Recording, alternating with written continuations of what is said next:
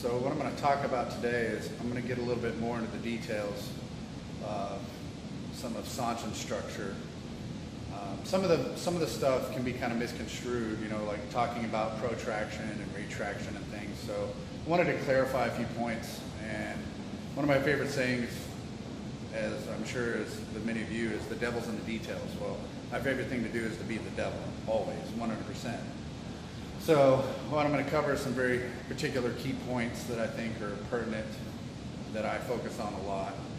And I might do a series of videos and stuff. And now please understand, this is my perspective, and this is what has worked for me for a very long time. And some of it's my own discoveries, but a lot of it is what I have seen all over, and all the people that I've trained with. It doesn't matter if they're, you know, IOGKF practitioners, or they're from a different branch.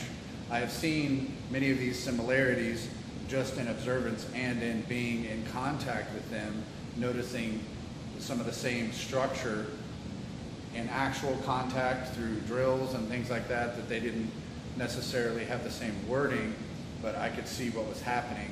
And I'm very much a researcher when it comes to these things. All of my Goju practice, to be honest, is purely for research and development. You've seen me, a lot of you have seen me make comments, you know, if you want to learn self-defense, don't learn traditional martial arts. Now, before I get any hate mail for that, I have a very particular reason for that, but I can do a separate video on that. I'm not saying you can't learn self-defense through traditional martial arts. I just think there's a better means to do that. But it does give you the ability to do that when you train, when you're our type of practitioners, where we've committed to a lifestyle. Absolutely, we become very good at the things that we do, and obviously you're able to defend yourself. But I'm not interested in my traditional martial arts for that sake, because that is a limited view. It's research and development for the body structure, and it's self-mastery of the body that I care about more than anything. There's nothing I care about more in my practice than that, even more so than training my MMA fighters, or training my combative students, or training law enforcement or military. The personal discovery and the self-mastery is all that matters to me. So that's what I spend most of my time on. So these perspectives, please understand, this is only perspective of one guy, one martial artist. So I'm not saying my way is the only way on any of these videos. But I put a lot of thought into it, and hopefully you guys get some more value out of this video as well. So the first thing on here, protraction versus pushing forward. So I'm big on protraction. So protraction is, wording matters. Those of you that are instructors or senseis, wording is the key thing. Communication is the most important thing. So I allow my shoulder and scapula to come forward. I don't push. So if I'm in my Sanchin arm posture, which we discussed, I like to call this Sanchin arm position, and I'm here and I'm doing radial deviation, I'm doing adduction of the elbow, meaning the elbow is going in. I am not physically pushing my shoulder forward. I'm not using muscles to push it. Because if I maintain a pushed forward position, my lats are going to start cramping, and I'm using too much muscle. I may look like I'm in the right position, but as we all know, something can look right and it can crumble under pressure. So I don't put a lot of stock. That's why seeing somebody doing kata or a movement, I really can't comment a whole lot, because it can look wrong, but then you step in front of them, they have the power that they need, they have, you know, the ending structure that they need. That's why, you know, the law of individual differences reigns supreme on anything. So when I'm in this position, a protraction of the scapula, okay, is just allowing my shoulders to come forward. I'm not holding posture, and I'm not standing up straight with my chest up. I'm allowing my shoulder to come forward, and I'm allowing my chest to concave a little bit. So I want to have that rounded back position. But it's an allowing, it's not a forcing. Because if I force, that's still using too much musculature, and I'm going to break under pressure. So the next thing with that is sealing down the shoulder. I don't like the term locked down. I just like sealing down better, I always have. So you seal down the shoulder. So let's say, remember, I'm 6'3" and I'm 316 pounds. I'm a very large man. So I need to allow my shoulder and scapula to protract further than a thinner person. So it's got to be relative to the individual. So someone who is thinner or not as thick can just focus on the adduction of the elbow, and it will naturally protract enough. I need a little extra, but I still lead. I lead with the elbow. Almost everything we do in Goju, or at least I do, leads with the elbow. Almost every single block, almost everything. In some way or form, it leads structurally with the elbow. So I seal down the shoulder, and how I do that is by leading with the elbow. So by leading with the elbow, and I seal the shoulder down, meaning I depress the scapula, so it naturally comes out just a little bit for the protraction. Then I seal the shoulder down. Not pushing it as hard as I can, but I seal it. It stays down. Same thing with the other side. I seal it down. So I'm creating that position. That adducted elbow, the radial deviation, creating that torque. We're doing torsion up here. And I seal, and then I'm protracted. But only protracted enough. Remember, I'm not, this is called flexion, by the way. So this is flexion. This is extension when you extend behind you. I'm not trying to, if I lift my arm up too high, so that's that's flexion of the arm. Okay? I don't want to do that. So that's flexion at the shoulder. I don't want to have a lot of flexion there. So I only want enough energy to put myself in the position that I need. That's it, nothing more. It's like whenever I describe balance to someone or standing in a fighting stance, you want to have what I call just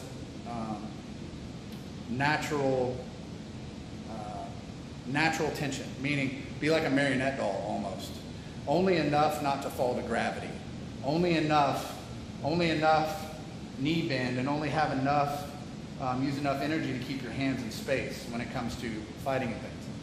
So, but when it comes to this structure, because we're creating tension through the body, but it's a circular spiral tension that goes through the back. So it's a coiled spring. So whenever I'm doing that and I twist, I seal the shoulder down, and I'm leading with the elbow when I do that. Okay, so lead with the elbow when I'm trying to create different structures. So we have lead with the elbow, and then the difference between holding structure and exerting structure.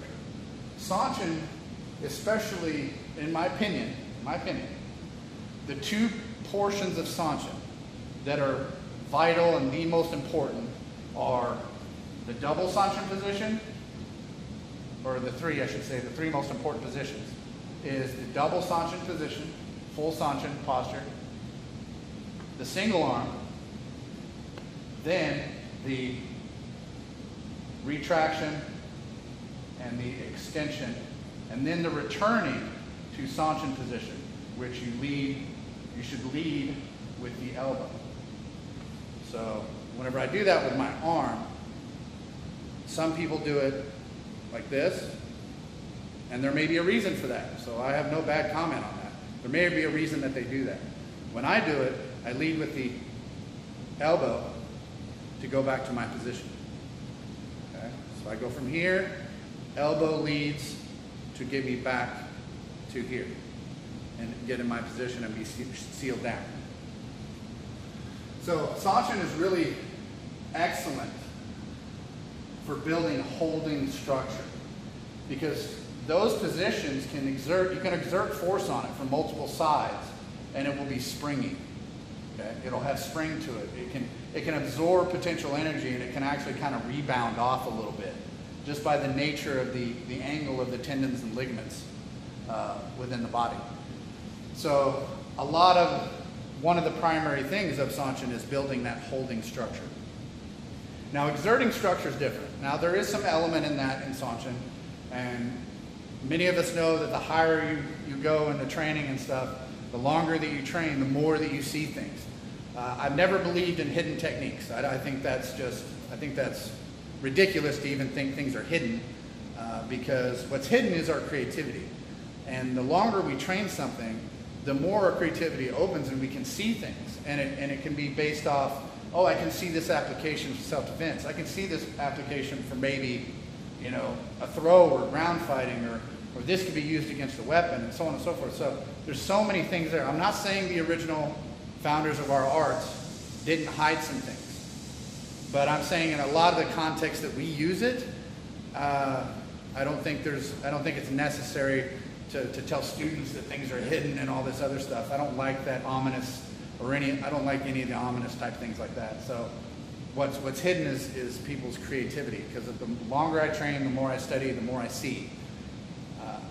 And it either reaffirms the things I've been doing before, or it changes my perspective. And I love different perspectives. Hence, I love these groups and what you guys offer and share as well. So holding structure. So this position especially. Okay? And also whenever we're bringing the arm back and we're coming straight back, that shoulder is still sealed and the elbow is actively being pressed down. So I'm trying to take the elbow to the floor when I'm doing this. And there's a full scapular retraction when I come back. Now I can only go back so far because I am very large and I have large back muscles, but it doesn't matter your size. If you go to the extent of what you can do, it still creates the same effect regardless. The plus of being my size is I can theoretically generate more force if I can get my structure correct. Now, obviously, based off pure physics and speed and things, obviously I can generate more force than somebody smaller.